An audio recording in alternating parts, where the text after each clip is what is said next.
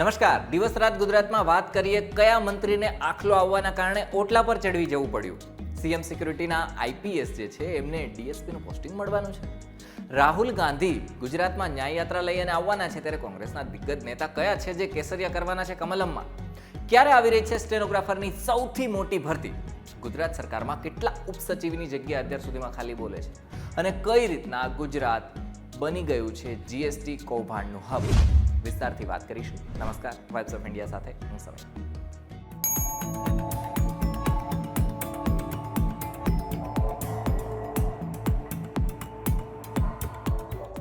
પ્રધાનમંત્રી નરેન્દ્ર મોદી હમણાં ગુજરાત મુલાકાતે હતા અને ત્યારે દ્વારકા આવ્યા હતા. હવે પ્રધાનમંત્રી આવે તો સુરક્ષાના ભાગરૂપે જગ્યાની તપાસ તો કરવી પડે. હવે આ તપાસ કરવા ગૃહ રાજ્યમંત્રી હર્ષ સંઘવી છે, 2 દિવસ પહેલા ત્યાં પહોંચી ગયા હતા દ્વારકામાં. તપાસ કરી હતી એમણે કે સુરક્ષામાં કોઈ ચૂકતો નથી ને. હવે ત્યારે આરતી માટે ગૃહ રાજ્યમંત્રી હર્ષ સંઘવી, સાંસદ પૂનમબેન માડમ અને મંત્રી મુળુભાઈ બેરા છે એ પહોંચ્યા હતા. ત્યારે જોવા જેવી થઈ હતી. ત્રણેય નેતા ગોમતી ઘાટ પહોંચ્યા, આરતી શરૂ પણ નથી થઈ. એવામાં દ્વારકાની નાની એવી ગલીઓમાંથી અચાનક એક આખલો છે આવી ગયો અને મુળુ બેરાને આખલાદના કારણે ઓટલા ઉપર ચડી જવું પડ્યું. પછી શું થયું? મંત્રીને બચાવવા રાજકોટના જે રેન્જ આઈજી છે અશોક યાદવે પહોંચી ગયા હતા અને એમણે આખલાને દૂર પણ કર્યો હતો. પણ આ ઘટના જોઈ અને અમુક અધિકારીઓ છે અને પદાધિકારીઓ છે એ પોતાનું હસવાનું રોકી નતા શક્યા. ખેર, તમને નીતિનભાઈનો પેલો વિડીયો યાદ છે કે નહીં?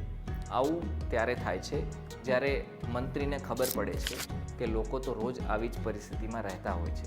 એમના માટે આ નવું છે, પણ લોકો માટે તો સામાન્ય ઘટના છે. ગાંધીનગરમાં નેતાઓની અવરજવર બહુ રહેતી હોય છે અને મંત્રી અને વિદેશથી આવતા મહેમાનો છે એ પણ વધારે હોય છે, જેના કારણે પોલીસને શું વીવીઆઈપી મુવમેન્ટના કારણે બંદોબસ્ત રાખવો પડતો હોય છે અને એ પણ બહુ ટાઈટ.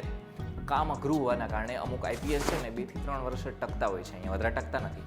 પણ પ્રમોટિવ આઈપીએસ ચિંતન તેરૈયા 4 વર્ષથી મુખ્યમંત્રી અને વીવીઆઈપી સિક્યુરિટી જેવી હાઈ પ્રોફાઇલ બ્રાન્ચ છે એમાં પોલીસ અધિક્ષક છે. એમના ગાળામાં શું કઈ નવી ઇવેન્ટ, મોટી ઇવેન્ટ તો G20, વાઇબ્રન્ટ સમિટ સહિતની અનેક વીવીઆઈપી વાળી મુવમેન્ટ છે એ થઈ ગઈ છે.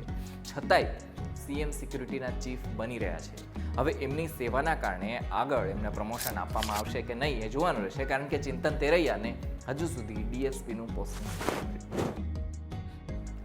લોકસભાની ચૂંટણી આવવાની છે અને રાહુલ ગાંધી આવતા મહિને ન્યાય યાત્રા લઈ અને ગુજરાત આવવાના છે.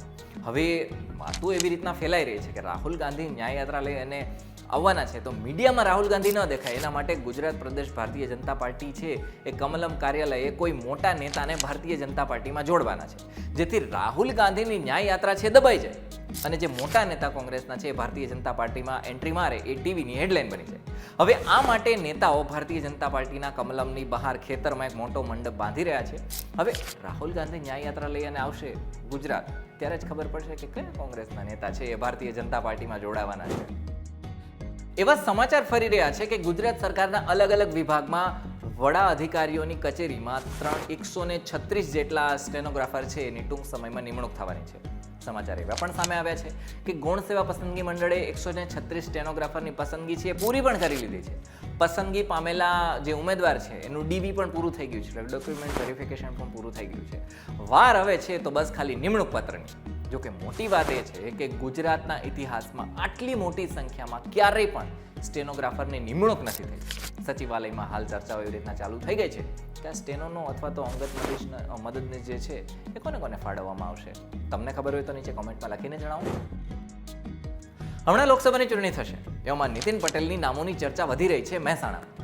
આવું હું એટલા માટે કહી રહ્યો છું કારણ કે મહેસાણા લોકસભાના સાંસદ છે શારદાબેન પટેલ. એમણે પોતાની ઉંમરના કારણે 2024ની ચૂંટણી લડવાની ના પાડી દીધી છે.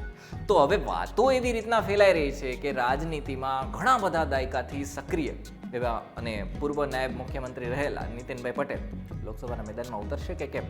હવે આ તો ત્યારે જ ખબર પડશે જ્યારે દિલ્હીથી આદેશ આવશે.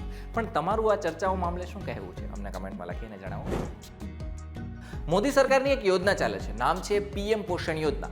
હવે આ યોજનામાં ગુજરાત રાજ્ય સરકારે એક એવો ઠરાવ બહાર પાડ્યો છે કે નિશાળમાં રિસેસ પડે ને ત્યારે 1:30 વાગે જમવાનું અને પછી 3:45 વાગે નાસ્તો આપવાનો રહેતો હોય છે. પણ ગોધરામાં તો ઊંધું જ થયું. વાત એવી રીતના છે કે સંચાલકો બાળકોને જમવાનો નાસ્તો આ બંને એક જ સમય આપી રહ્યા હતા.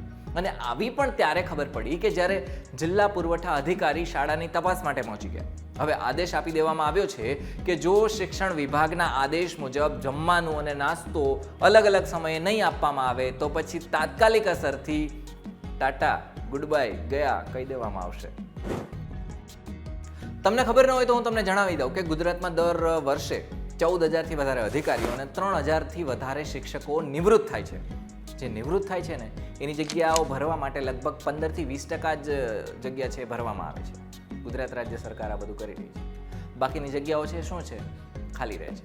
હવે આ મામલે કર્મચારી યુનિયન છે બૂમો પાડીને કહી રહ્યું છે કે યાર તમે ભરતી કરો, ભરતી કેલેન્ડરની પ્રક્રિયા છે એ પણ ઝડપી બનાવો, કારણ કે ગુજરાતનું વહીવટી કેન્દ્ર ગણાતું સચિવાલય છે એમાં અધિકારીઓની માંગ થઈ રહી છે, ઘટી રહ્યા છે. સચિવાલયમાં 102 ઉપસચિવ છે, એમની જગ્યાઓ ખાલી છે. તમને થશે કે તો અહીંયા કામ કોણ કરતું હશે?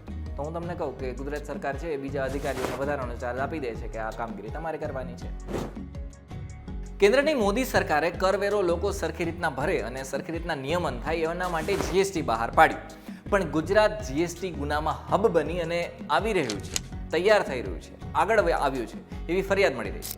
આધાર કાર્ડ અને પાન કાર્ડનો ઉપયોગ કરી અને જીએસટી જનરેટ કરવામાં આવી રહ્યા છે, એવા કૌભાંડ થઈ રહ્યા છે. અને આ ખાલી ગુજરાતમાં જ નહીં હો, આખા દેશમાં ચાલી રહ્યું છે.